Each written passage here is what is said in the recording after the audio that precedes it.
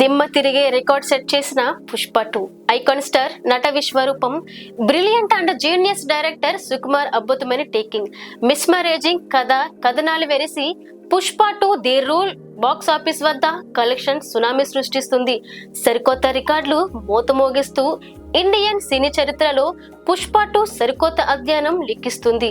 అత్యున్నత నిర్మాణ సంస్థ మైత్రి మూవీ మేకర్స్ సుకుమార్ రైటింగ్ సంస్థతో కలిసి ఈ ఇండియన్ బిగ్గెస్ట్ బ్లాక్ బస్టర్ సినిమాను నిర్మించింది. విడుదలకు ముందే ప్రీ రిలీజ్ బిజినెస్ లో ఇండియాలో సరికొత్త రికార్డులను సృష్టించి ఈ చిత్రం సెన్సేషనల్ బ్లాక్ బస్టర్ అందుకుంది. పుష్ప 2 సాధించిన రికార్డేంటో ఇప్పుడు తెలుసుకుందాం. అల్లు అర్జున్ నట విశ్వరూపంకు సుకుమార్ వరల్డ్ క్లాస్ టేకింగ్ ప్రపంచ సినీ ప్రేక్షకులు ఫిదా అయిపోయారు.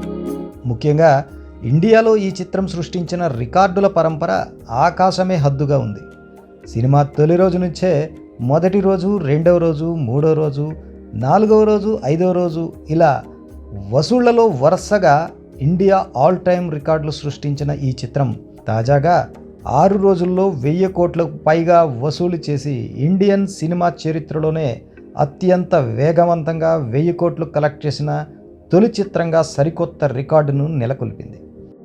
కేవలం 6 రోజుల్లోనే 1002 కోట్లు వసూలు చేసిన తొలి భారతీయ చిత్రంగా పుష్ప 2 ది రూల్ బాక్సాఫీస్పై సరికొత్త అధ్యాయాన్ని క్రియేట్ చేసింది. ప్రతి భాషలో సునామీలా దూసుకుపోతున్న పుష్ప 2 ముఖ్యంగా బాలీవుడ్లో తన జైత్రయాత్రను కొనసాగిస్తుంది.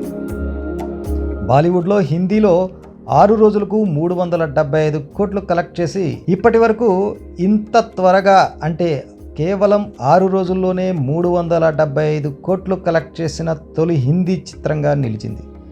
దీంతో పాటు పలు రికార్డులు కూడా పుష్పరాజ్ కైవసం చేసుకున్నాడు. ఒక రికార్డు ప్రకటించే లోపే మరో కొత్త రికార్డును పుష్ప 2 సాధిస్తుండడం యావత్ భారతీయ సినీ పరిశ్రమను సంభ్రమాశ్చర్యాలకు గురి చేస్తుంది. రష్మిక నాయికగా నటించిన ఈ చిత్రానికి దేవిశ్రీ ప్రసాద్ అద్భుతమైన బాణీలను అందించాడు. కూబా ఫోటోగ్రఫీ సినిమాకు వెన్నె తెచ్చింది. ఈ చిత్రం సాధిస్తున్న వసూళ్లతో icon star Allu Arjun India number 1 హీరోగా అందరూ కొనియాడుతున్నారు. దర్శకుడు సుకుమార్ కూడా భారతదేశం గర్వించదగ్గ దర్శకుడిగా టాప్ పొజిషన్లో ఉన్నాడు.